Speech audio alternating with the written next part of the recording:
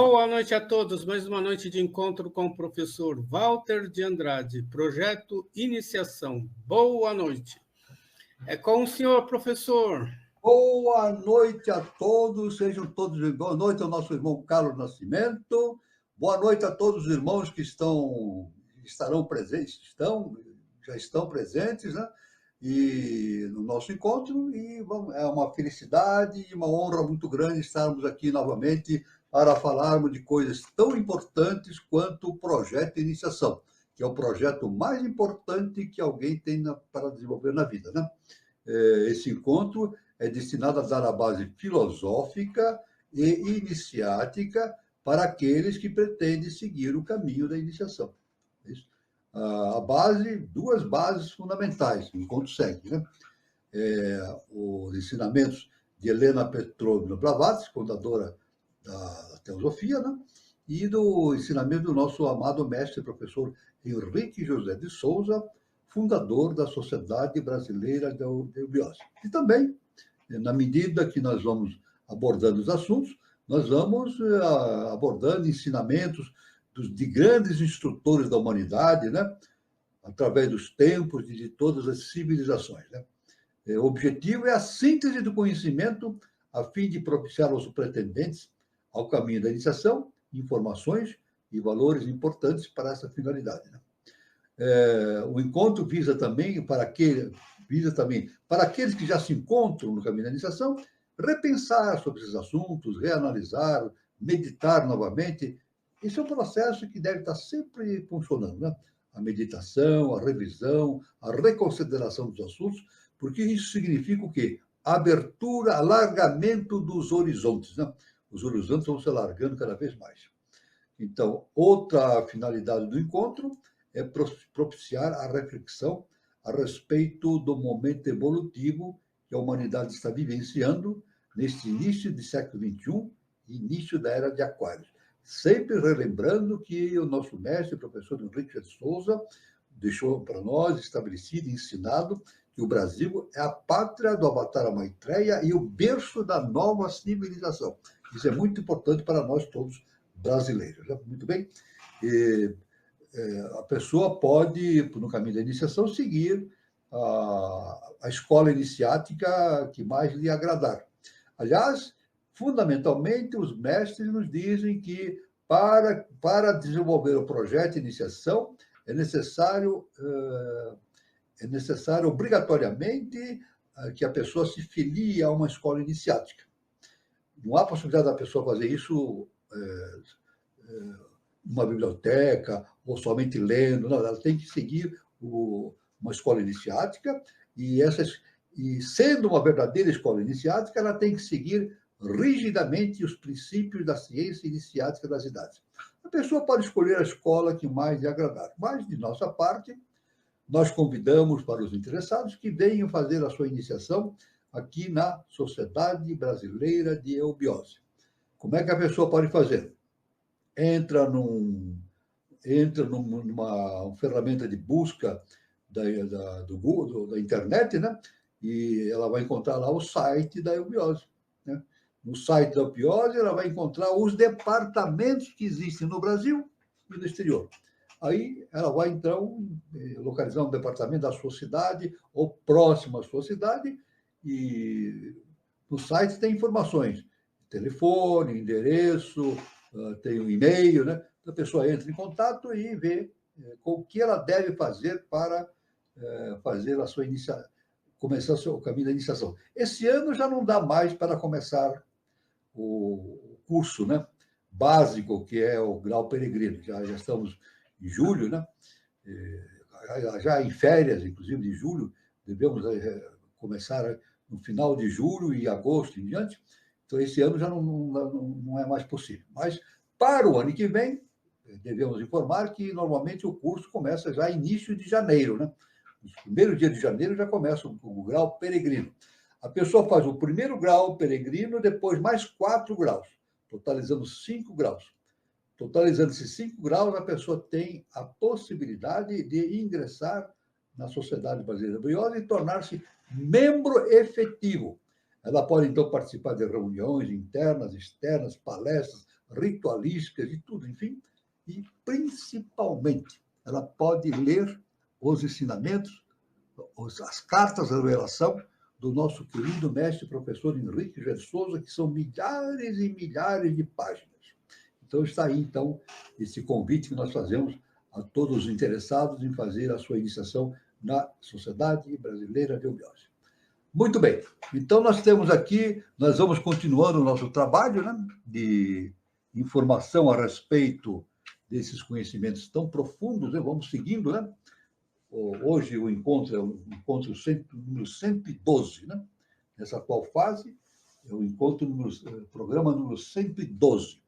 Então, vamos continuar aqui estudando, vamos ver aqui, iniciando, hein? Vamos lá, aqui seguindo, justamente, dando sequência aos estudos, justamente, agora dos preceitos fundamentais que são ensinados pela Helena Petrova Blavatsky.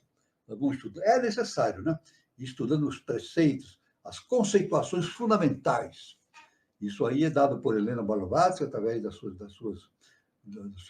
publicações, e nós vamos seguindo e fazendo a divulgação desses pensamentos, né? Aqui nós temos algo muito importante, que é raça-mãe ou raça-raiz.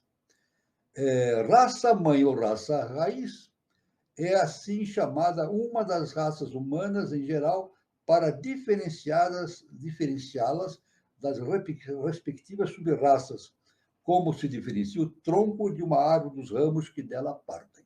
Então raça-raiz significa aquela raça fundamental. E nós sabemos que no plano evolutivo que nós temos aqui o plano abrange 7 raças raízes, das quais nós estamos na quinta raça raiz. Né? Quinta raça raiz. Aliás, quem quiser pode consultar na internet o programa número 111. Nós tratamos justamente dessas 7 raças raízes. Pode procurar na internet, né, no canal Conexão 3005 e assistir lá este programa de as 7 raças raízes, 7 raças mãe, né? Está lá disponível, né? Muito bem. Eu quero só lembrar também, acabei esquecendo, que aqueles que não, ao entrar em contato com o site da Sociedade Brasileira de Eubiose e não tiver um departamento na sua cidade ou perto da sua cidade, de tal maneira que ela possa fazer o curso presencial, ela pode fazer através do ensino à distância, chamado EAD. Tudo bem? É outra possibilidade. Então, ela pode fazer o curso à distância pela internet. Agora, é necessário entrar em contato com o departamento e estabelecer todas as condições necessárias para que isso ocorra. Muito bem. Então, aqui, prosseguindo aqui os nossos estudos, nós temos aqui uma definição importantíssima, que é justamente raça solar e lunar. As lendas primitivas da história da Índia mencionam 2 dinastias, agora perdidas na noite dos tempos. A primeira delas era a dinastia dos reis da raça do Sol, que reinou em Ayodhya, atualmente Oudh. A segunda era a raça da Lua, que reinou em Pruyag. Então, isso consta da Isenvel. No livro Isenvel de HPB, ela fala sobre esse assunto. Sempre lembrando que no processo evolutivo que nós estamos vivendo atualmente aqui no planeta Terra, nós temos, assim, de um lado, justamente a Lua, do outro lado, o Sol. Então, a nossa evolução, ela vai da Lua para o Sol. Ou seja, a Lua é o nosso passado. Todo ser humano, agora vivendo na Terra, ele proveio justamente da Lua. Então, ele tem todas no seu conteúdo da personalidade, os registros de tudo aquilo que aconteceu na Lua. Então, isso nós chamamos de nidanas. Uma grande parte disso são nidanas, né? Agora, a tendência é caminhar para o Sol. Então, a evolução é da Lua para o Sol. Isso é muito importante, esse entendimento. Né? Esse entendimento é muito importante no caminho da iniciação. Né? Agora, vamos ver aqui, justamente, vamos ver aqui, seguindo no nosso estudo, né? Vamos ver aqui o termo rajas. Olha, esse é um termo muito importante dentro do estudo da ciência inicial das idades. Rajas, a qualidade de impureza, isto é, a diferenciação e atividade nos puranas. Uma das 3 divisões ou gunas nas correlações da matéria e da natureza, a que representa a forma e a mudança. É o segundo dos 3 modos, atributos ou qualidades ou gunas da Prakriti, ou seja, matéria. Prakriti é matéria. Né? A qualidade, o rajo é justamente a qualidade passional, aquela da ação ou atividade. Seus efeitos no mundo objetivo são movimento e energia. No subjetivo, manifesta-se como sofrimento, dor, ansiedade, inquietude, agitação, tédio, desgosto, zelo, inveja, instabilidade, confusão. Veja quantas características, né? Confusão, ambição, desejo, paixão, amor, ódio, malícia, afeição às discórdias, maledicência, desequilíbrio, intranquilidade, desordem, violência, luta, energia, esforço e atividade. Veja só quanta coisa está relacionada justamente com essa atividade da guna, né? Rajas. Isso é muito importante esse entendimento. Saiba que rajas, cuja natureza é de paixão, sendo a origem dos desejos e afeições, encadeia o senhor do corpo pelo apego à ação. A ambição, a cobiça, a atividade, o ardor nas empresas, a inquietude e o desejo surgem do predomínio de rajas, conforme o Bhagavad Gita. É a qualidade predominante na espécie humana. Olha só, é justamente rajas é a qualidade predominante na espécie humana. É também a qualidade que dá impulso e movimento às outras 2, sattva e tamas. Aí está. Que por si só não podem entrar em atividade. E assim se disse que o sendeiro estende-se desde tamas até sattvas, através da luta e aspiração. Então, são 3 níveis desses gunas, né? Também sattvas, rajas, tamas. Né? Em cima, justamente, sattva, num ponto mais evoluído. Num ponto médio, nós temos rajas. E num ponto mais inferior, com ligação à matéria densa, é tamas. Então, o predomínio desses gunas determina justamente o comportamento humano, né? Justamente o comportamento humano. E o comportamento humano a gente sabe, né, que é geralmente, analisando o comportamento do ser humano, são 2 importantes condições de comportamento do ser humano. O ser humano sempre de maneira geral, não estou dizendo todo mundo, ele se considera uma vítima. Uma vítima. E, segundo ponto, ele sempre considera que a culpa desse vitimismo é de outra pessoa ou de outras pessoas. Então, a grande maioria dos seres humanos consideram-se vítimas. E são vítimas por culpa dos outros. Veja bem que importante, né? Mas, na verdade, não é assim, né? Tudo que acontece a um ser humano depende da sua própria atividade. Isso aí se reflete através da lei do karma, né? E uma coisa importante, tão importante que se eu falar isso publicamente numa palestra, ou escrever numa revista, ou num canal de divulgação, vamos chamar de doido, né? Mas a afirmação é a seguinte: conforme a ciência iniciada das idades, não existem vítimas no universo. Olha só que importante. Não existem vítimas no universo. Tudo aquilo que acontece para um ser humano, ou qualquer ser no universo, é devido à sua própria condição vibratória. É isso? Então, é reflexo. Tudo que acontece no indivíduo é reflexo da sua própria vibração. É isso. E E também não adianta jogar a culpa nos outros, né? Geralmente, a maioria dos seres humanos julgam as suas dificuldades, a existência das suas dificuldades, das suas inquietudes, dos seus obstáculos a serem vencidos, como culpa dos outros. Os outros são culpados por aquilo. Mas não é verdade isso. Né? Então, não existem vítimas e a culpa não é dos outros. É algo inerente ao próprio comportamento do indivíduo. É claro, quando o indivíduo vê um outro lhe fazendo um mal, isso não é por acaso, como o nosso mestre diz, né? Nada acontece por acaso. Aquele inimigo que me faz um mal, na verdade, por mais incrível que pareça, ele está me fazendo um bem. É incrível isso, né? Veja só como a ciência iniciática é algo difícil de ser entendido, né? É muito difícil de ser entendido. Mas, quando o indivíduo caminha para o adeptado, para um estado de consciência superior, de iluminação, ele passa a entender esse fato. Né? Quando o ser humano recebe o ataque de outro ser humano, na verdade, isso aí não é para o mal dele, é para o bem dele. É um processo kármico que está acontecendo. Né? Então, por mais incrível que pareça, um ser humano pode falar assim: os meus inimigos fazem um bem para mim, não fazem um mal, porque fazem cobrança kármica. O próprio Jesus, o Cristo, aí a gente entende Jesus, o Cristo, quando ele disse assim: ame os seus inimigos, orem por aqueles que vos perseguem. Veja bem o ensinamento do nosso amado Mestre Jesus, o Cristo. Não é isso? Orem por aqueles que vos perseguem. Não é isso?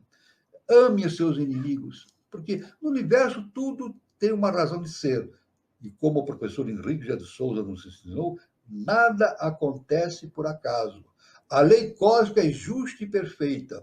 Esse caminho de entendimento é que faz justamente o indivíduo atingir um estado iniciático superior, ao ponto de tornar a consciência que está em processo evolutivo atingir o estado de adeptado ou iluminação.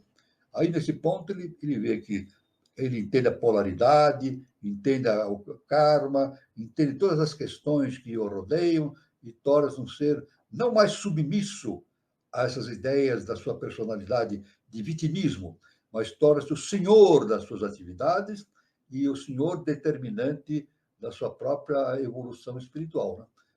É por isso que Jesus nos ensinou, né? Vós sois deuses e conhecereis a verdade, e a verdade vos libertará. O processo todo da evolução é justamente conhecer o Deus que existe dentro de nós, latente. Não conhecemos, nos esquecemos desse Deus. Mas no momento que nós entendemos a existência dessa divindade, nós passamos a entender o mecanismo de como as coisas acontecem. Por isso que eu sempre digo, né? O importante no processo da iniciação é entender como as coisas funcionam. Como as coisas funcionam. E o nosso mestre nos ensinou o seguinte, é algo impactante na nossa mente. Né?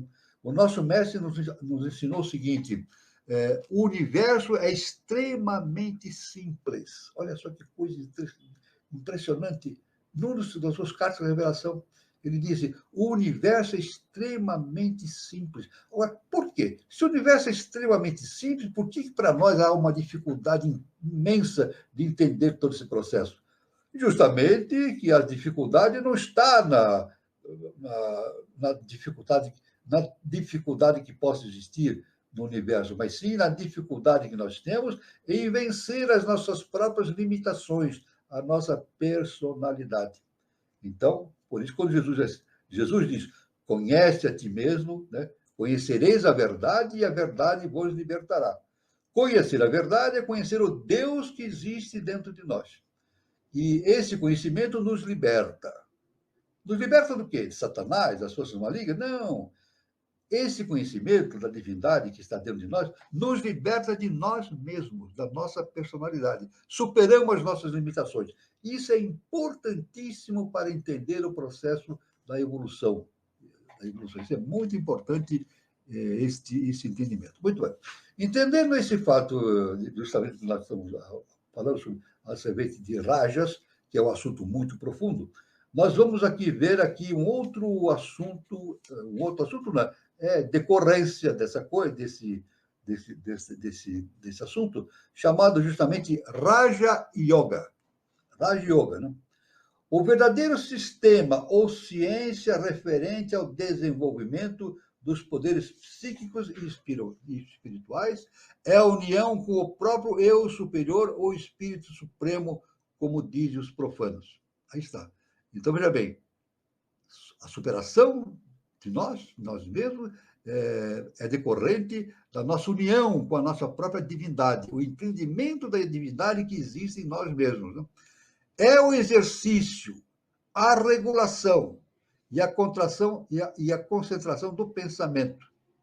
O Raja Yoga é oposto ao Hatha Yoga, o treinamento físico ou psicofisiológico no ascetismo. O Raja Yoga é o sistema de educação oculta, que, através da concentração mental, desenvolve as faculdades superiores do homem e dos poderes psíquicos nele latentes. Então, aí está. Quando se trata da Raja Yoga, né, e faz esse trabalho, nós desenvolvemos os poderes psíquicos que estão em nós latentes. Nós temos essa latência em nós, né? Esse sistema parte do mundo interno para estudar a natureza interior e, através dela, domina tudo. Tudo, tanto o interior como o exterior. Pela manipulação da mente, podemos colocá-la sob o nosso domínio, fazê-la atuar segundo nossa vontade e obrigá-la a concentrar seus poderes conforme as nossas determinações, não desejos, nossas determinações. Então, é possível controlar também, através da Raja Yoga, e de tal maneira que possamos usar todas essas potencialidades no nosso processo de desenvolvimento interno, o desenvolvimento do autoconhecimento. Não há limites para o poder da mente humana. Olha só, não há limites para o poder da mente humana. Quanto mais concentrada, maior poder tem para fixar-se num ponto, e até o extremo de que o yogi chega a um termo em que as chamadas leis da natureza já não exercem qualquer influência sobre ele, devido ao domínio que tem sobre a natureza, tanto interna quanto externa. Aí está. Isso aí de acordo com um grande estudioso, né? Um grande ser chamado Swami Vivekananda. Isso, numa publicação, num livro seu chamado Filosofia Yoga. Então, veja bem, há um momento em que o indivíduo supera as suas limitações e passa a determinar todas as condições evolutivas necessárias para a sua consciência interna, né? Aí você pode ver, então, que nesse ponto, quando o indivíduo atinge um estado de iluminação, de adeptado, ele passa a controlar, ele passa a utilizar as leis universais através daquilo que a gente chama por magia. Magia, né? Por isso que os mestres, na verdade, os grandes mestres, nós entendemos, né, pela literatura, que eles fazem milagres, mas o milagre não existe. O que chamamos de milagre, na verdade, é a utilização das forças universais pelo mestre através justamente da magia, né? Então, ele consegue fazer coisas que, à nossa vista, parecem miraculosas, parece que contrariam as leis da natureza, mas não, pelo contrário. O mestre utiliza a magia e utiliza as forças na natureza e para fazer a ocorrência de fatos mirabolantes, vamos dizer assim, né? O exercício do Raja Yoga exige um longo tempo e uma prática constante. Parte dessa prática é física, no que se refere à alimentação, respiração, sono, atividades corporais, trabalho, continência, que se refere a continência, etc. Porém, a parte mais importante é a mental. A parte mais importante na Raja Yoga é a parte mental.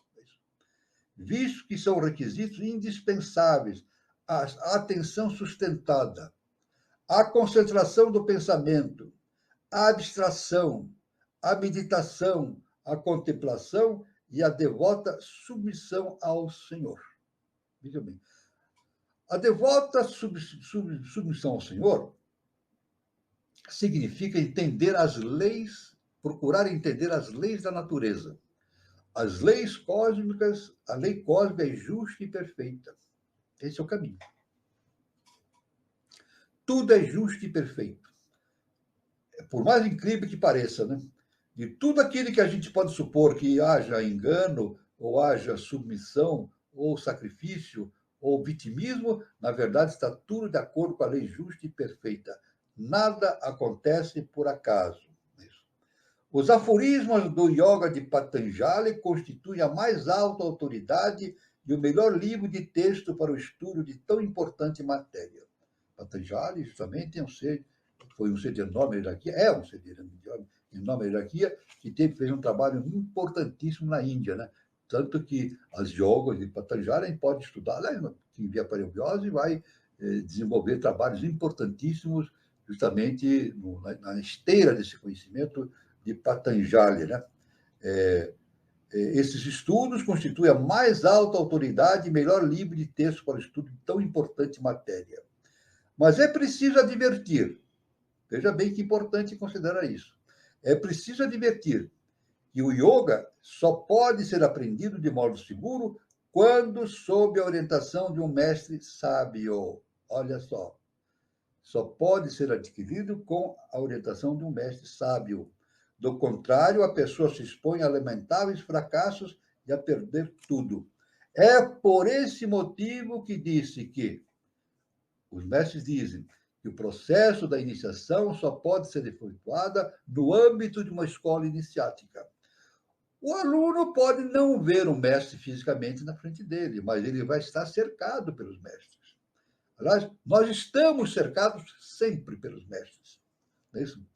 Aliás, nós não percebemos a presença deles, mas eles estão permanentemente ao nosso lado e nos incitando, nos inclinando a realizar o processo de evolução. Não é isso? Então, é necessária a orientação de um mestre, de um sábio, para o desenvolvimento interno do ser humano. Isso é muito importante, né? Senão, do contrário, a pessoa expõe-se a lamentáveis fracassos e pode perder todo o fruto do seu estudo. Veja só que coisa interessante. Há uma enorme diferença entre a Hatha Yoga e o Raja Yoga. O primeiro é puramente psicofisiológico, Hatha Yoga. E o segundo, que é o Raja Yoga, é justamente é o psicoespiritual. Conforme a doutrina secreta, hein? Volume 3, citado aqui a página 503. O partidário do primeiro acredita que a mente obedece ao prana, alento, Hatha Yoga. Enquanto o partidário segundo, Raja Yoga, crê que o prana obedece à mente, o que é muito mais exato. Veja bem, então, essa é uma diferenciação. Então, dentro desse estudo das yogas, tem uma enorme esteira para o estudo e entendimento de todos esses processos. É por isso que, novamente, é muito importante entender como as coisas funcionam. Não adianta a pessoa ficar decorando nomes, decorando datas, nome daquilo, disso aqui, estrutura. Não adianta. O importante é entender, ou começar a entender, ou lutar para entender permanentemente, para ver como as coisas funcionam. Quando ele se dedica a ver como as coisas funcionam, inevitavelmente ele vai vendo cada vez mais que o universo é perfeito. A lei cósmica é justa e perfeita. Isso lhe dá um alento muito grande no seu estudo de iniciação. Isso é básico, né? Nesse entendimento, né? Então, agora aqui nós podemos Rajas, né? Raja Yoga. Vamos ver aqui imediatamente, na sequência, algo muito importante também, que é justamente, nós falamos do entendimento psicológico, ou entendimento intrínseco do indivíduo, e é claro que a ciência acadêmica e a psicologia dá essa possibilidade de entendimento como razão. Então, é isso que nós vamos estudar agora, razão. O que significa realmente a razão? que tanto se fala na questão do ser humano, né? Esta notabilíssima faculdade humana foi a representada pela figura de uma mulher armada e com a cabeça adornada por um diadema, que subjuga e mantém preso um leão, símbolo das paixões que deve dominar. Por trás dessa figura feminina, cresce uma oliveira, que indica que a paz da alma é fruto de tal vitória. A razão pura, sinônimo de Budi, é a faculdade mais elevada do homem, aquela que mais o distingue do bruto de todos os seres irracionais. Isso aí. Quer dizer, não estamos falando mais aqui da razão ligada ao mental concreto. Não é a racionalidade que nós julgamos que é algo superior no ser humano, mas que é ligado ao mental concreto, mental inferior. Mas sim uma racionalidade ligada a Budi. Então, justamente algo constante da tríade superior, né? Nós estamos na quinta raça ariana, quinta raça ariana, desenvolvendo paulatinamente a tríade superior. E é claro que desenvolvendo o mental superior, o abstrato, né? E desenvolvimento Budi, para posteriormente atingirmos Atman, que é o nosso Cristo interno, né? Segundo a definição admitida pelos filósofos e naturalistas, o homem é um animal racional. É um animal racional. Suprima nele a razão e necessariamente só restará o animal. E o próprio, pois, de homens deixar de perder em nós o império da razão e afogá-la pelo transbordamento das paixões e dos instintos animais? É uma pergunta.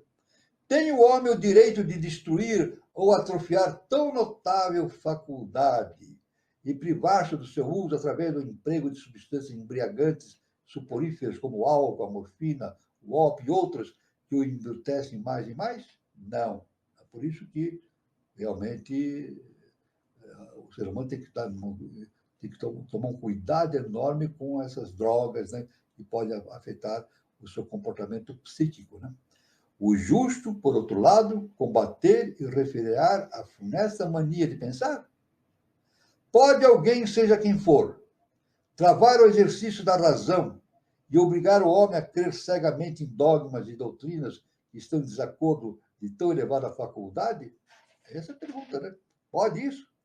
Pode alguém, perguntando, pode alguém, né, justamente, travar o exercício da razão?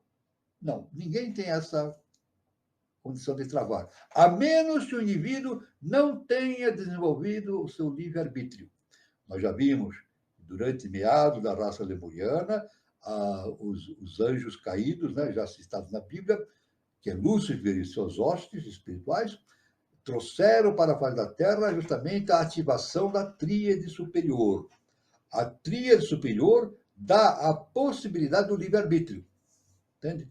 Então, não é simplesmente... A tríade não oferece o livre-arbítrio para o homem. Deus não oferece o livre-arbítrio. O livre-arbítrio tem que ser desenvolvido pela própria consciência humana. E nós sabemos que, de maneira geral, a maioria da humanidade não exerce o livre-arbítrio. É por isso que nós vemos que muitos homens que comandam países e instituições, eles dão ordens e as pessoas obedecem cegamente. Esse é o motivo da guerra, né? As guerras acontecem assim. Aparece um déspota, um tirano, isso não é de agora, isso vem desde o início da humanidade. Aparece um tirano, um déspota e leva o povo à guerra. Não é isso? Por quê? Por ignorância do ser humano, né? Quer dizer, esse ser que segue aquele dominador para a guerra, ele não tem o poder de exercer o livre-arbítrio.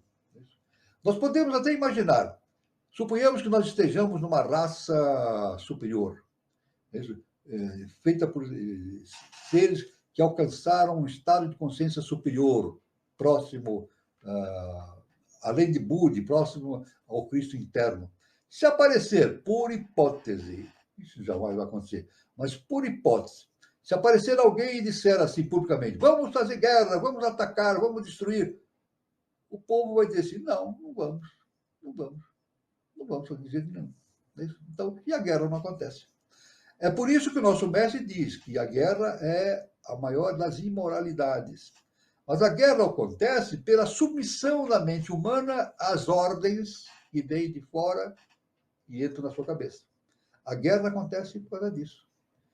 Se um tirano dá uma ordem para produzir uma guerra e a comunidade toda rejeitar essa ideia do tirano, a guerra não acontece.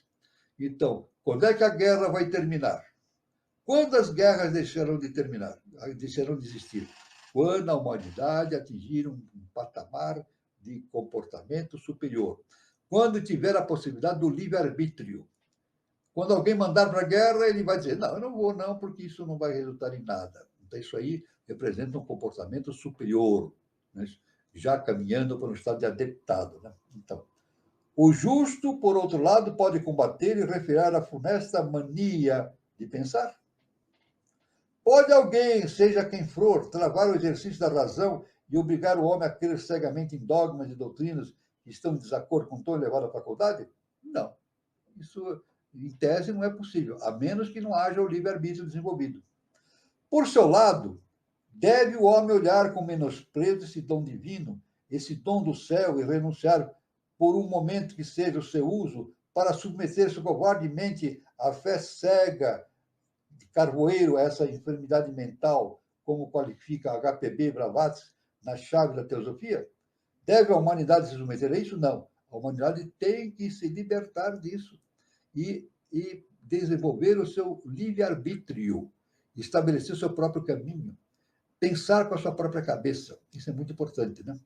Pensar com os próprios princípios que estão dentro dele, está no seu Deus interno. Com a mão sobre o coração, responda sinceramente a essas perguntas. Qualquer pessoa de critério são e livre de preocupações e fanatismos, qualquer pessoa que se preze como ser racional e possa com justiça julgar superior ao bruto. É claro que não. Nada pode submeter um indivíduo que tenha desenvolvido o seu livre-arbítrio. Tendo o livre-arbítrio, ele vai, evidentemente, ele vai chegar à conclusão do certo e do errado. Né? Certo e errado. Nós temos uma grande dificuldade em entender o bem e o mal. Agora, segundo um mandamento agartino, o 10º mandamento agartino, que quem vier para o Biose vai estudar esses mandamentos agartinos, no 10º mandamento agartino é dito que nós podemos não entender o bem e o mal, mas todo ser humano sabe o que é certo e o que é errado. E nesse mandamento diz que aquele que não segue, aquele que não sabe o que é certo e o que é errado é um monstro. É um monstro. Ele não tem uma especificidade de inteligência suficiente para ser considerado um ser humano. Então, todo ser humano sabe o que é certo e o que é errado. Isso é indiscutivelmente.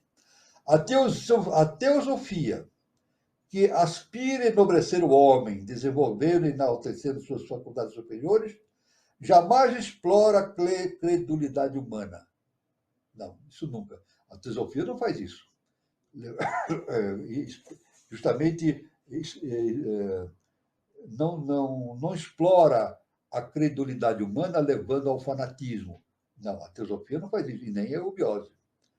A ninguém impõe violentamente suas doutrinas, nem obriga a aceitar de olhos fechados os seus ensinamentos, sobretudo se esses não concordam com os ditames da razão e da consciência de cada um. Isso é importantíssimo, esse conhecimento. Tanto que o nosso mestre, professor Henrique Vieira de Souza, ele nos ensinou, através de cartas, a revelação. Hein? Ele disse assim, olha, vocês devem estudar, ler, meditar, comparar e tirar suas próprias conclusões. Isso é importante. Cada um deve tirar as suas próprias conclusões. Isso, evidentemente, devemos dizer que os mestres nos ensinam a verdade? É uma pergunta que nós podemos fazer, né? Agora, utilizando essa consciência superior do ser humano, essa razão superior de Buddha, nós podemos perguntar, os mestres nos ensinam a verdade? Não.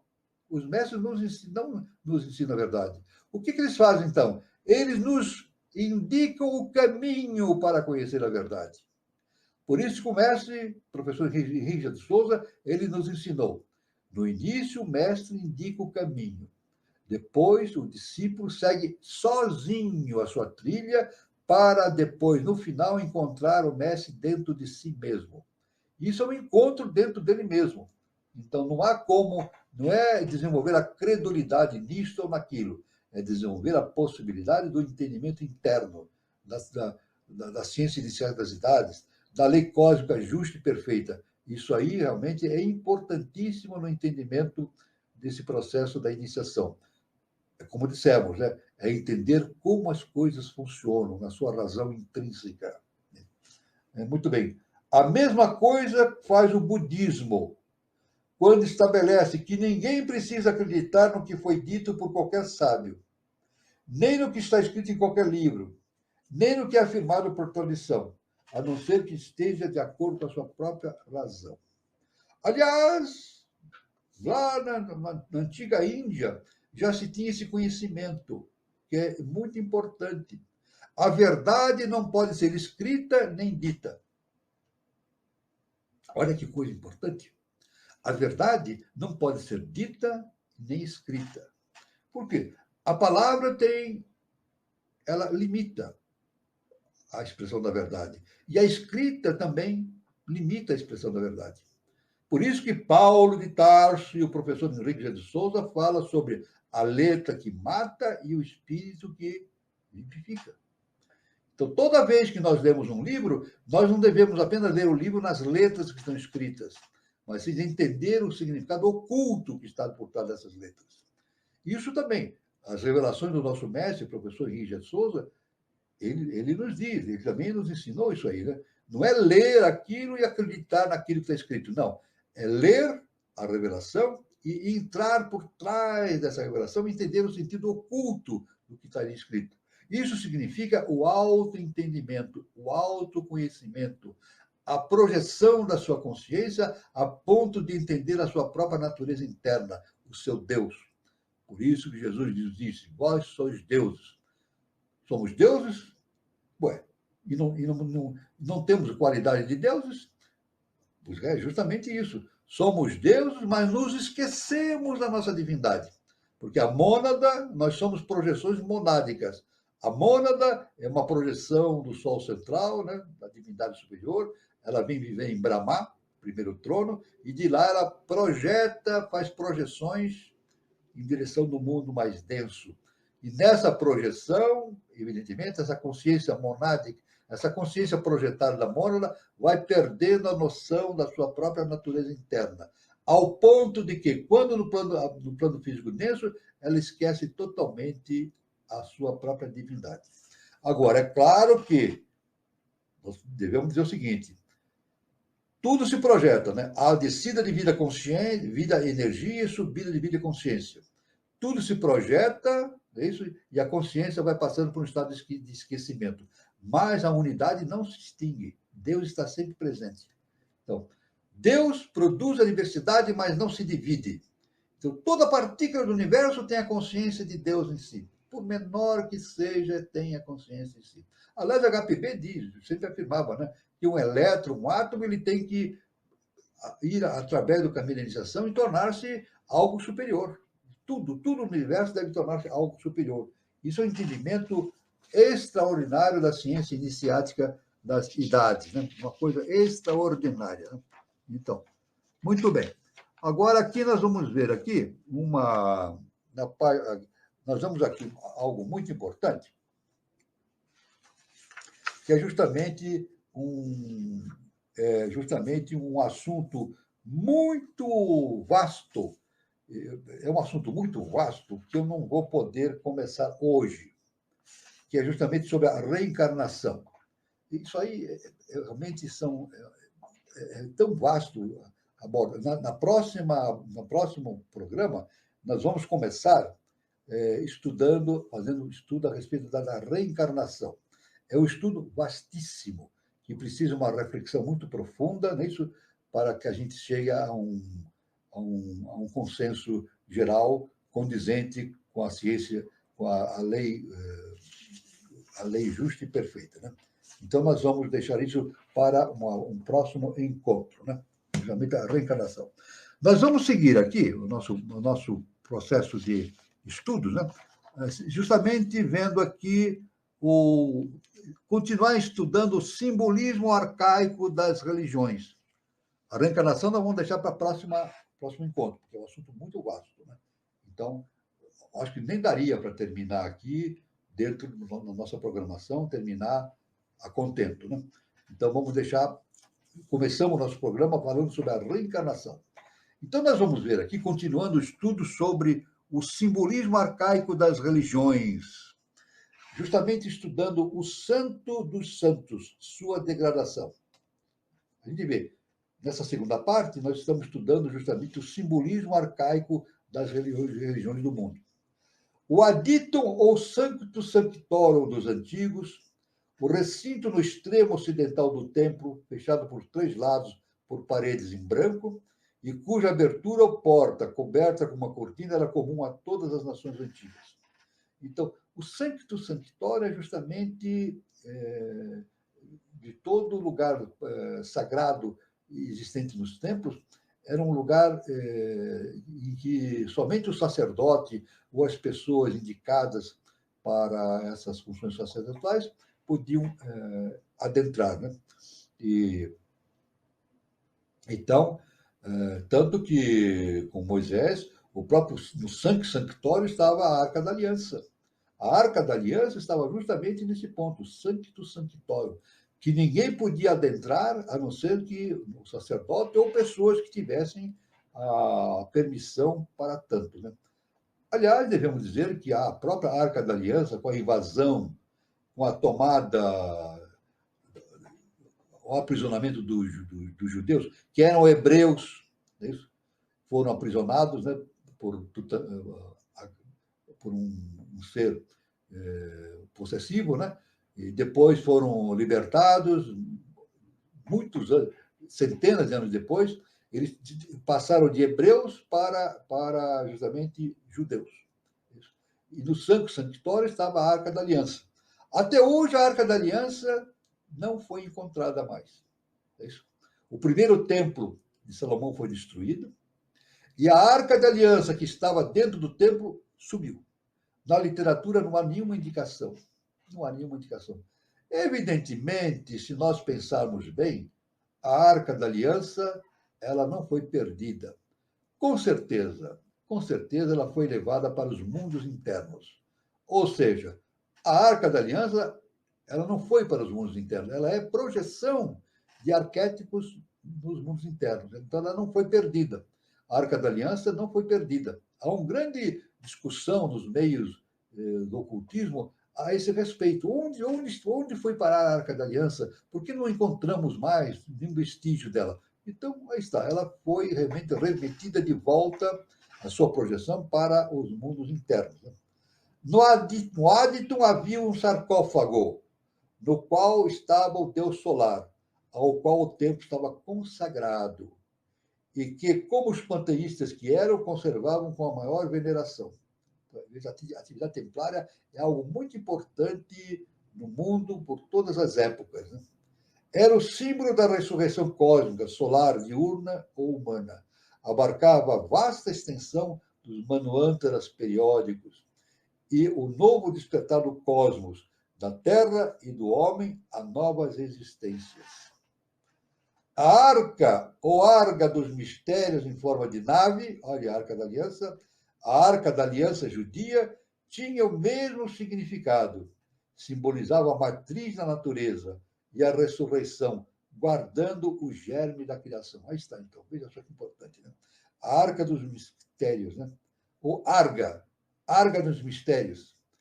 Aí nos remete, por semelhança, à Agartha, né? Então, era em forma de nave, né?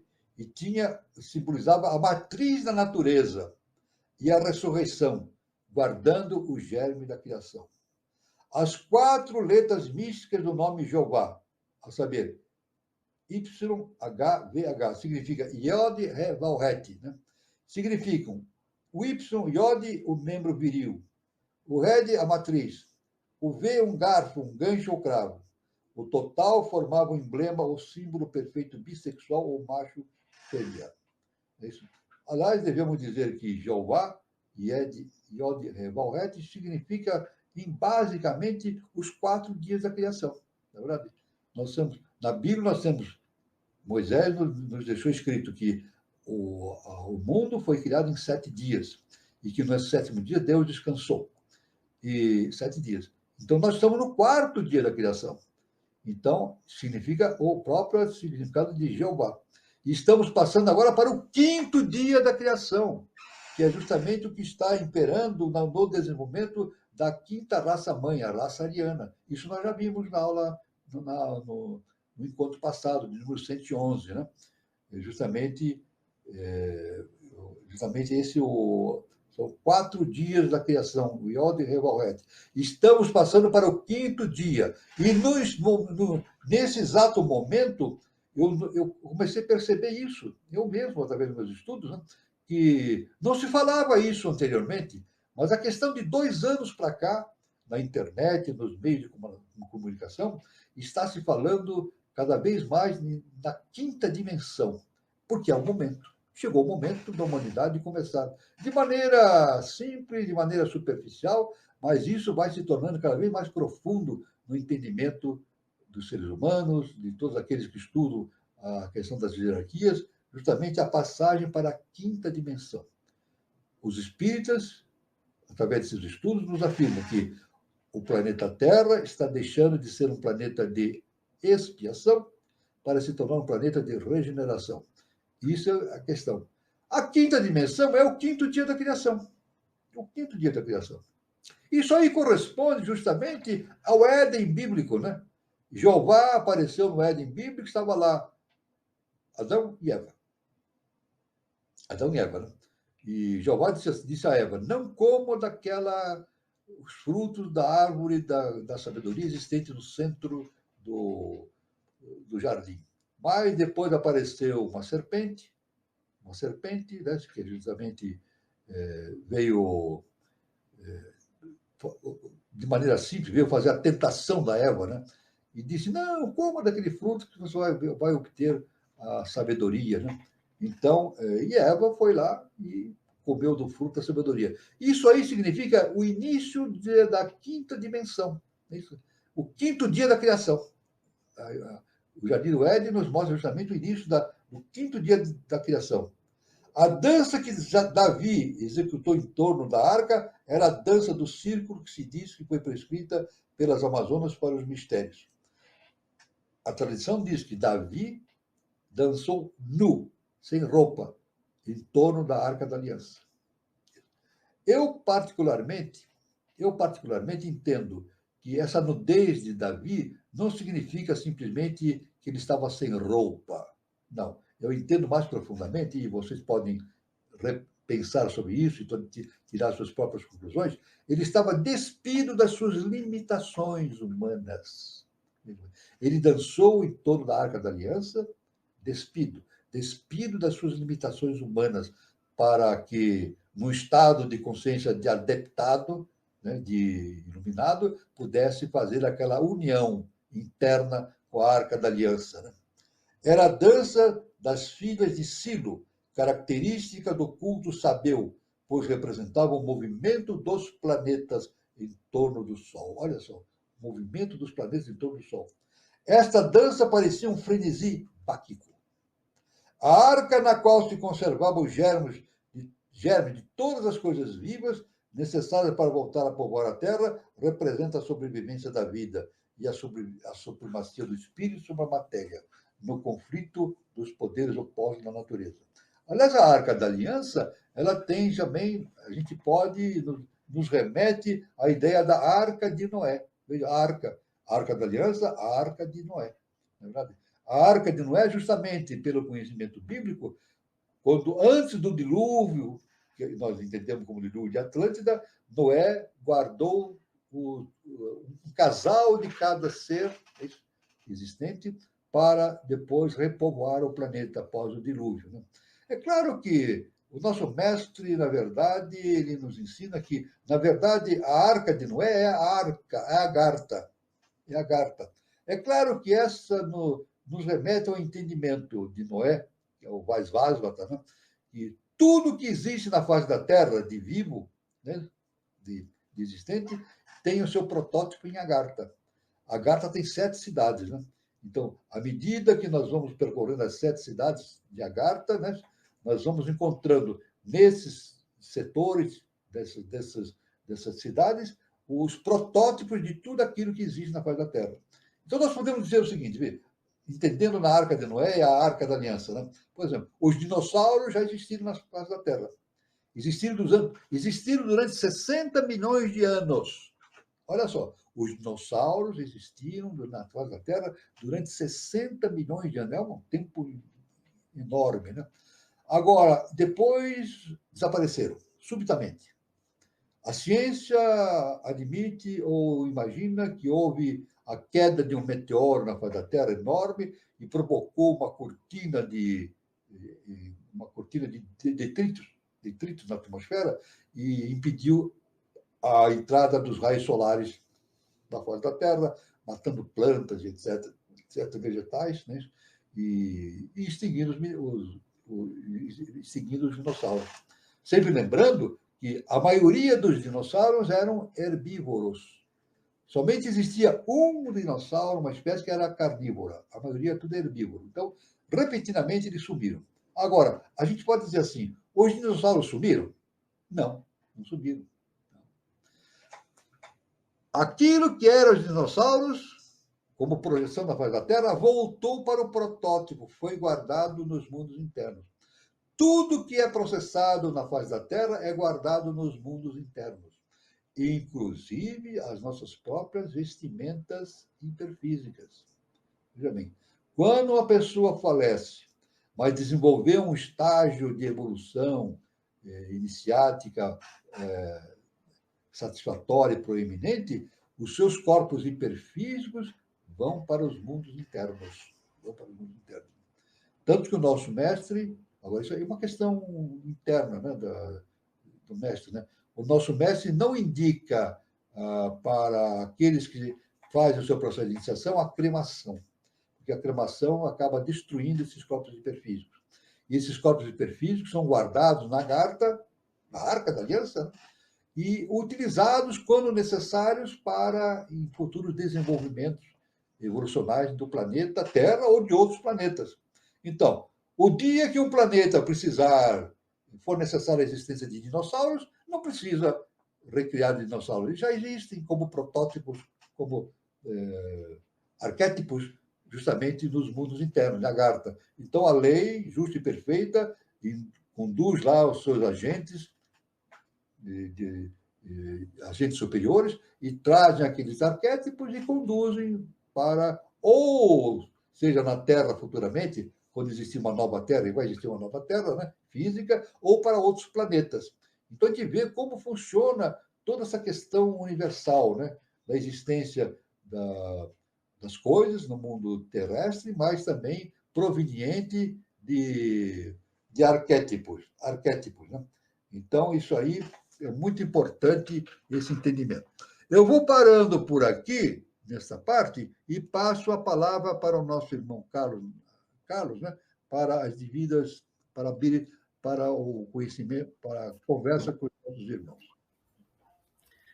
Muito bom, professor. Até agora o senhor falou muito sobre a iniciação, depois falou também sobre a simbologia, né, da filosofia religiosa hebraica, né? E com relação à primeira parte, né, que o senhor fala sobre a parte de iniciação, a gente tem em si, né, todos os valores do divino, e a gente acaba se desviando por causa da necessidade material. O que é mais importante para o homem, a materialidade ou a espiritualidade? Os dois são importantes. Os dois são importantes. Veja bem, ensinamento do nosso mestre e professor Henrique José de Souza, que corresponde justamente ao conhecimento cósmico, né? Não existe matéria sem espírito, nem espírito sem matéria. Tudo é Deus. Normalmente a religião de maneira vulgar, ela é muito crítica com relação a esse ponto, né? A religião vulgar diz assim: matéria é o demônio, o espírito é de Deus. Não, não é verdade isso, não. Matéria é divina, porque tudo vem de Deus. Então, não é mais importante. Agora, o importante é o indivíduo fazer o seu processo evolutivo e entender justamente esse equilíbrio que existe entre matéria e espírito. Matéria e espírito. Como disse o nosso mestre, professor Henrique de Souza, é importante entender a polaridade, porque quem entende a polaridade entende tudo. É verdade? Então, a matéria é importantíssima. Olha, Einstein já começou isso. O Einstein falou, na sua teoria extraordinária, um gênio, falou da quarta dimensão. E na quarta dimensão, toda essa teoria, e já está comprovado isso, né? A matéria pode se transformar em energia, e a energia pode se transformar em matéria. É isso? Facilmente a gente transforma em matéria e energia, né? Infelizmente, em várias ocasiões, transformaram a matéria em energia através de bombas atômicas, né? Infelizmente, foi esse percalço, né, da humanidade. Mas existem autores que indicam que a transformação de energia em matéria já é possível, não em quantidades enormes, grandes, mas justamente na física, na física, na microfísica. Na microfísica existe, isso já foi feito, a transformação de energia em matéria. Então, isso já tá mais que provado, essa noção da quarta dimensão de Einstein. Claro que a quarta dimensão ligando progressivamente a ciência para a quinta dimensão. Então, devemos dizer, a matéria e o espírito são dois pontos importantíssimos para a evolução da humanidade. Importantíssimos. Tanto que, no processo, existe a descida de vida-energia e subida de vida-consciência. Essa descida dessas projeções da mônada vão para a matéria física densa. Justamente para quê? Para que essa projeção adquira conhecimentos relativos à matéria, inicialmente. Olha só. Com a descida dessa projeção, essa projeção se esquece da sua natureza divina. Então, ela vai conhecer, ter experienciações na matéria física densa, depois no vegetal, depois no animal, no hominal, depois no super-humano, no subdivino e no divino. Então, a matéria é algo, não se pode separar matéria e espírito como coisas opostas. Não são opostas, são coisas complementares, fazem parte da mesma função. Isso, para entendimento iniciático, é de enorme importância. Muito bom, professor. A Margarida Martins, lá de Contagem, Minas Gerais, ela coloca o seguinte: essa frase me acompanhou a semana, professor Walter. A frase é essa, professor: entender como as coisas funcionam.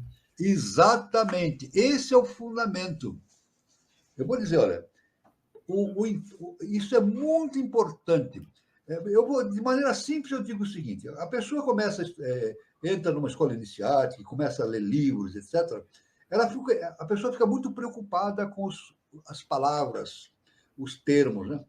Eu mesmo, quando apresento aqui as aulas, as exposições, eu tenho uma parte daquilo gravado na cabeça, mas muitas palavras não me vêm no momento, né? Somem, né? A inteligência, ela não é... A nossa inteligência não é um arquivo, justamente é um processo de entendimento superior. Agora, nesse processo de entendimento superior, nós não devemos nos impressionar com a quantidade de informações que existem, ou de nomes, de palavras, de datas, etc. Não, isso não é importante. O importante no início é entender como as coisas funcionam. E uma base desse entendimento é justamente o ensinamento do nosso mestre, professor Henrique de Souza. Ele diz: no início, o mestre aponta o caminho. Em seguida, o discípulo segue sozinho, até que no final ele encontra o mestre dentro de si mesmo. Ele encontra o mestre dentro de si mesmo? Muito mais do que isso. Ele encontra o Deus dentro dele. Ele entende o Deus dentro dele. Né?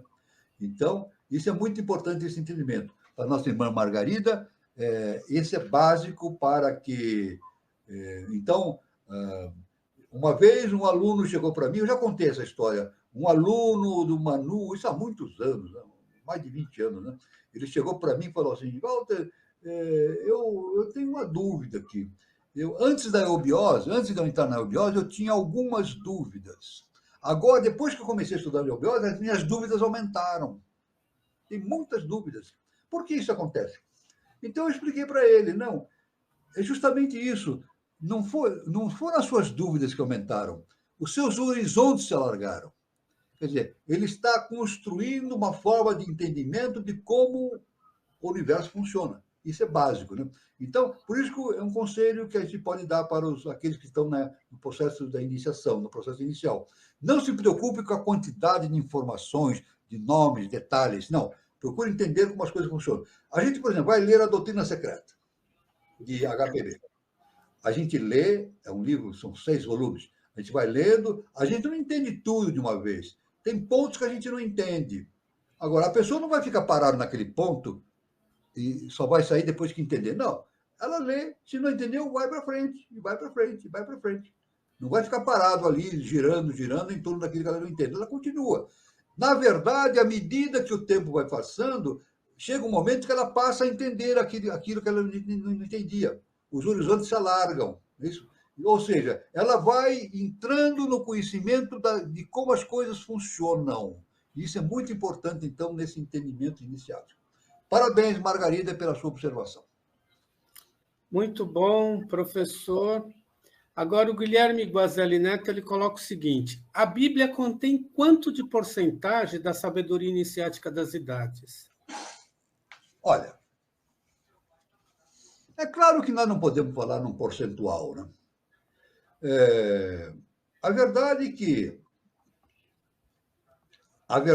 Olha, vamos retornar àquele ponto em que nós analisamos anteriormente, né? A verdade não pode ser escrita. Agora, então, a gente pode dizer, então a Bíblia é uma mentira? Não, não é uma mentira. A Bíblia é algo que foi escrito de tal maneira que leve as pessoas a entenderem as coisas através da sua própria evolução. Então, a Bíblia tem um tipo de apresentação específico para a sua época, para o seu momento. É isso? É um padrão de conhecimento, né? Que foi dado por Moisés. Né? E, através do tempo, assim acontece. Né? Todos os livros, todas as publicações, todas as obras de literatura, né, dos iniciados têm o que o nosso mestre chama-se a tônica do ciclo, ou seja, a tônica a tônica do povo ao qual esses conhecimentos estão sendo fornecidos, e assim por diante. Né? Então, sempre tem uma tônica. Jesus falou com uma tônica para o seu tempo. Né? Então, Jesus falou uma tônica adequada para o seu ambiente e para o seu tempo. Então, vamos dizer o seguinte, a Bíblia tem justamente o caminho para a verdade. A Bíblia mostra o caminho para a verdade. É claro que, se a pessoa lê a Bíblia e ficar só na letra que mata, ela vai se embaralhar naquilo. Por isso que o nosso mestre diz, a pessoa tem que ler e entender o que está por trás. É a letra que mata, o espírito que vivifica. Aliás, pela letra que mata surgem o quê? As religiões dogmáticas, os fanatismos. Né? Quando a letra é seguida rigidamente, surge o fanatismo, surgem as idiosincrasias de cada religião, fanatismo e assim por diante. Então, eu digo o seguinte, quantos por cento tem a Bíblia tem quantos por cento da sabedoria inicial das idades? Não, a Bíblia tem a base inicial para que a gente entenda o processo iniciático, mas esse percentual vai depender do quê? Vai depender do estado de consciência que o ser humano tem quando lê. Então, o percentual de sabedoria que existe na Bíblia está vinculado ao estado de consciência daquele que lê. Essa é a resposta. Vamos responder novamente? O percentual de sabedoria que existe em qualquer livro iniciático, incluindo a Bíblia, o percentual está diretamente ligado ao estado de consciência daquele que está lendo a Bíblia. Quanto mais evoluído for a sua consciência, mais profundamente ele entrará no âmbito de todas aquelas conceituações. É o que eu posso responder para o nosso irmão Guazelli Neto.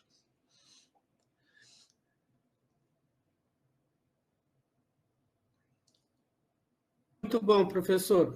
Viu, grande parte da Bíblia, professor, foi passada de boca a ouvido. Se a gente, isso dá uma veracidade muito grande para essa história toda? Na verdade, nos tempos antigos, os conhecimentos eram de boca a ouvido. Todo conhecimento que nós temos na face da Terra provém de Atlântida. E de Atlântida até a raça ariana, não haviam escritos. Passa de boca a ouvido. Assim as ciências iniciais nos informam. Quando houve o desenvolvimento da quinta raça-mãe ariana, no Planalto do Planir, como remanescentes da quinta subraça semítica atlântica, aí, então, houve o surgimento da primeira subraça chamada ariana hindu, ário-hindu, na Índia. Aí começaram a escrever. Quando foi isso? 900 mil anos atrás. É isso? A raça ariana se fixou na meseta do Pamir há cerca de 1 milhão de anos. 900 mil anos atrás, ela foi para a Índia, se dirigiu à Índia, e lá começaram a escrever as coisas.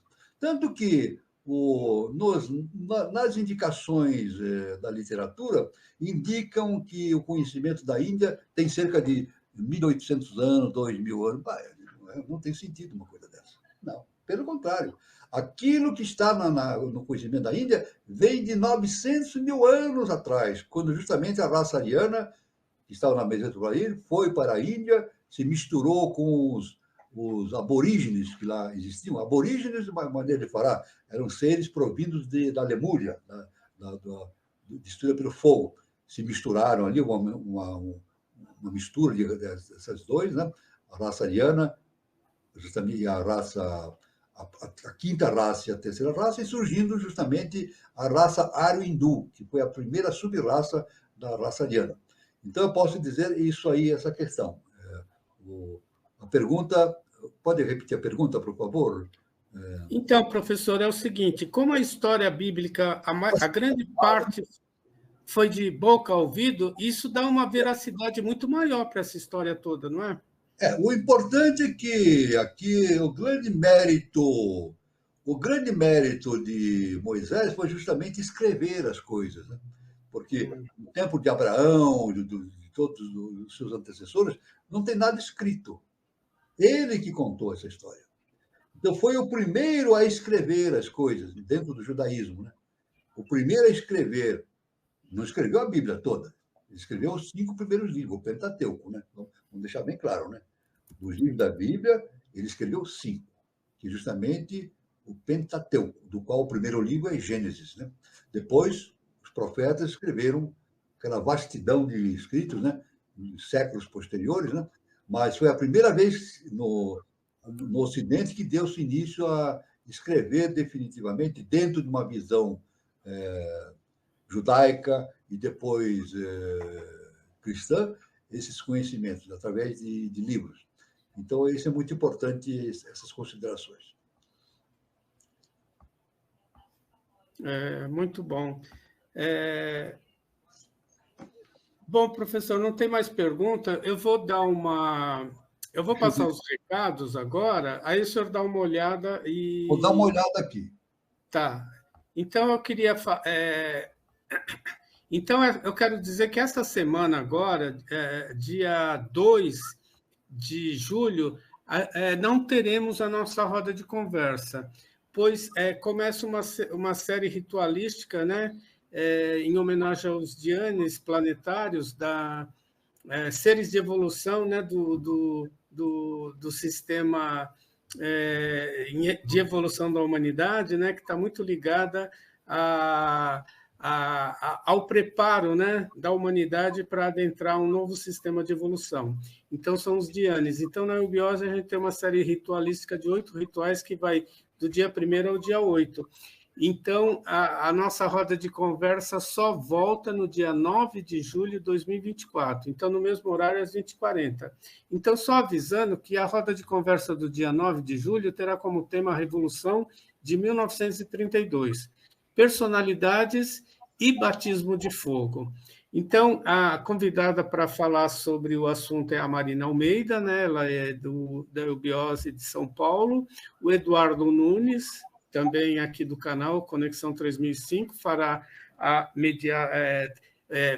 fará como se diz, um debate junto com a Marina, e os mediadores serão Daniela Troncoso e Gilberto Catira. E o que vai ser abordado? Vai falar sobre a Revolução de 32, que foi o palco do batismo de fogo para grandes personalidades como que estão aí na foto, ó, Maria Soldado, Bertoldo Klinger, Guilherme de Almeida, Vespasiano Martins e JK. Então, o tema é interessante, os personagens são também muito interessantes, é um personagem que carrega uma história muito bacana, muito legal, e sobre esses acontecimentos que marcaram a Revolução de 1932. Então, prestigie, não nessa terça-feira agora que não tem, né? Só na semana seguinte, dia 9 de julho. Eu também queria falar sobre o Espaço Shakti Nova Era, né? O Centro de Terapias Holística, Espaço Shakti Nova Era, que fica lá, tem sua matriz lá na cidade de São Lourenço, sul de Minas. Quem estiver passando por São Lourenço, faça uma visita, o endereço está aí, é Praça Helena Jefferson de Souza, 38, anexo 1, São Lourenço, Minas Gerais. Para mais informações, temos aí o número do WhatsApp, prefixo 35 de São Lourenço, e o número é 997566874. E o endereço no Instagram é @Shakti Nova Era. Então, os recadinhos são esses. Deixa eu ver se também tem... o concurso, a gente tem um concurso literário, né, que é o 5º concurso literário Henrique José de Souza, de literatura, que ocorre na cidade de Nova Chavantina. Então, esse ano a gente tem a convenção lá em Nova Chavantina e está sendo realizado um concurso, né? E o tema é para falar sobre o prêmio Henrique José de Souza, alguma coisa sobre a sua vida, a sua obra. Então, pode ser poema, pode ser crônica, pode ser uma redação. Então, é muito interessante. Prestigie e participe, que vai ser o 5º prêmio, que vai ser parte lá da convenção de Nova Chavantina em agosto. Então, os recados, professor, são esse. Deixa eu ver se tem mais alguma pergunta. Eu queria dizer... Não, o Guilherme ele faz umas perguntas que faz eu dar risada, professor. Deixa eu ver essa daqui, ó. É muito ruim esse sentimento, pois cai no julgamento. O Guilherme Guazelli, professor, ele está se referindo a quando a gente tem um sentimento de impotência, né? E que não tem jeito, a gente acaba caindo no julgamento. E isso daí não é nada iniciático, né, professor? O nosso mestre, Jesus o Cristo, ele falou: não julguem para não serem julgados.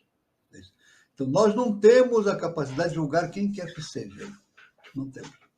Veja bem, porque o julgamento é um ato tão íntimo do ser, o julgamento é um ato cósmico, né? Ninguém tem essa possibilidade. Porque para julgar, a gente precisa saber toda a história pertinente àquele acontecimento para ter uma visão perfeita, né? Mas não é aconselhável o julgamento, né? Agora, o interessante é que isso faz parte da personalidade humana, né? O ser humano, de maneira geral, ele tem uma tendência muito grande de julgar os outros, mas tem uma impotência para julgar a si mesmo, né? Para fazer a interpretação de si mesmo, né? Então, isso é muito importante, esse entendimento. Esse entendimento é muito importante, né? O julgamento é realmente algo que não se coaduna com o pensamento iniciático, né? Aliás, veja bem, nós falamos, eu sempre digo que o planeta Terra está passando agora para uma quinta dimensão, né? Progressivamente, isso vai caminhando para uma quinta dimensão. E aqueles que não estiverem preparados para a quinta dimensão não reencarnam mais na Terra. Não sou eu quem fala, isso o professor Henrique G. de Souza fala, e outros, o Espiritismo fala isso também, e outros estudiosos falam sobre esse importante acontecimento, né? Agora, é interessante que existe o julgamento da lei divina, a lei cósmica justa e perfeita. A lei cósmica julga, mas não pune. Deus não pune ninguém. Isso. Geralmente a pessoa, o ser humano, ele julga e também pensa em punir a pessoa que ele julga que fez coisa errada. Então, mas Deus não faz isso, a justiça cósmica não faz isso. Ela tem o seu processo de avaliação do comportamento, se é que a gente pode falar isso, né? Avaliação do comportamento daquela consciência, e então a lei determina não a punição, determina a ocorrência de novas oportunidades para que essa consciência evolua. Então, todos aqueles que saíram do planeta Terra, o nosso mestre diz, quem não tiver em condições da nova civilização, não reencarna mais na Terra e será enviada para globos primitivos, para globos escuros, ele fala, né? Ou seja, globos mais primitivos que a Terra, né? Mas isso não é uma punição, é justamente uma oportunidade da pessoa repensar tudo aquilo que ela fez e reiniciar o seu projeto de iniciação num outro ambiente, né? Então, isso é muito importante. Agora, o interessante também é que quando um planeta é degradado uma parte desse planeta para outro planeta inferior, aqueles degradados, na verdade, nesse planeta inferior serão gênios, porque eles têm aquele conhecimento que eles trazem do seu planeta e vão ajudar aqueles que estão no processo ainda inicial do seu desenvolvimento, da sua evolução. Então, a lei é justa e perfeita, ela dá oportunidade para sempre, para todos, né? Dá oportunidade para sempre, para todos. Por isso que Jesus disse assim, ame os seus inimigos, né? Ame aqueles que vos perseguem. É muito difícil a gente entender isso, né? Jesus falava assim, se alguém te der um tapa numa face, oferece a outra face para ele. É muito difícil nós, seres humanos, entender isso. Eu concordo com isso, é muito difícil. Nós estamos ainda um pouco ainda distante desse comportamento que caracterizou o nosso amado mestre, excelso mestre Jesus o Cristo, né? É muito importante. Eu tenho mais uma coisa para falar também a respeito da Bíblia, né? Nós temos a Bíblia e o Novo Testamento também, né? A Bíblia teve uma tônica, né? Então, o Moisés escreveu com uma determinada tônica, né? Então, ele fala assim, o mundo foi criado em 7 dias. É isso? Mas, na verdade, são 7 etapas da criação, né? 7 etapas da criação, que na Índia justamente corresponde aos 7 dias de Brahma, é isso? Aos 7 dias de Brahma. É isso? Então, agora, Moisés falou de uma tônica específica para o seu povo, para a sua época. E Jesus também, quando ele fez o seu ministério naquela região, ele falou de maneira de acordo com a tônica que era necessária para aquele povo. Ele podia falar coisas além do que ele falou. Ele podia falar dos chakras, Raja Yoga, que nós falamos hoje, né? Os Rajas, Tamas, e não sei o que. Ela podia falar um monte de coisas, né? Sobre chakras. Ele podia ter falado isso, mas não. Ele não falou por quê? Porque não era a tônica específica da Bíblia. Então, ele iria causar muita confusão. Se eles já não entenderam, né? Se eles já não entenderam a linguagem que ele usava, bíblica, imagine se ele usasse uma linguagem da Índia, e do Tibete e outras assim. Então, os mestres fazem exatamente aquilo que é necessário, de acordo com a tônica predominante do seu tempo. E continua até hoje isso. Né? Agora nós temos uma liberação do conhecimento no terceiro milênio, conforme o nosso mestre, o professor Henrique de Souza, nos ensina. No terceiro milênio, esses conhecimentos vão se alargando cada vez mais. É o momento da grande transição, o terceiro milênio. Né? Tanto que o nosso mestre afirma o terceiro milênio é justamente a predominância do Avatara Maitreya, né? A era de Maitreya, né? Predomina nesse tempo. É o conhecimento se expandindo e a possibilidade do ser humano atingir conhecimentos superiores rumo à nova civilização. Isso é muito importante, esse entendimento, para entendermos o que está se passando com a Terra nesse exato período, né, da sua existência. Então é isso, né, professor? Eu acredito, né, que a quinta dimensão vai atribuir à humanidade, né, valores que não vão mais permitir que ele caia, né, caia em tentação, caia na ilusão, né, de não ver a política como uma coisa boa, né, um trabalho de referência ao coletivo. Então eu acho que a própria lei já está atuando dessa maneira, né? Transformando tudo isso em algo novo, em algo melhor, não é isso? Justamente, é como Jesus profetizou, a separação do joio do trigo. Só que a separação do joio do trigo é para o bem de todos, para o bem de todos, é para o benefício de todos, não é uma punição. É uma separação específica, é como numa escola, né? A gente tem, numa escola, nós temos alunos excelentes, que estão no topo, alunos medianos, que têm boas notas, e alunos bagunceiros, que não querem estudar e fazem bagunça, etc. Agora, os bagunceiros, numa escola de verdade, não conseguem passar de ano, né? Numa escola de verdade, né? Que adota a nota como critério para a mudança de nível, né? Aquele que não aproveita, ele vai ter que repetir de ano. Então, na verdade, vai repetir de ano, ou seja, vai ter uma nova oportunidade de aprendizado. Isso é uma cópia, é uma projeção do arquétipo universal que se reflete no mundo físico, né? Através das escolas, né? As verdadeiras escolas, né? As verdadeiras escolas. Então é isso, professor. A gente está chegando no nosso horário aqui.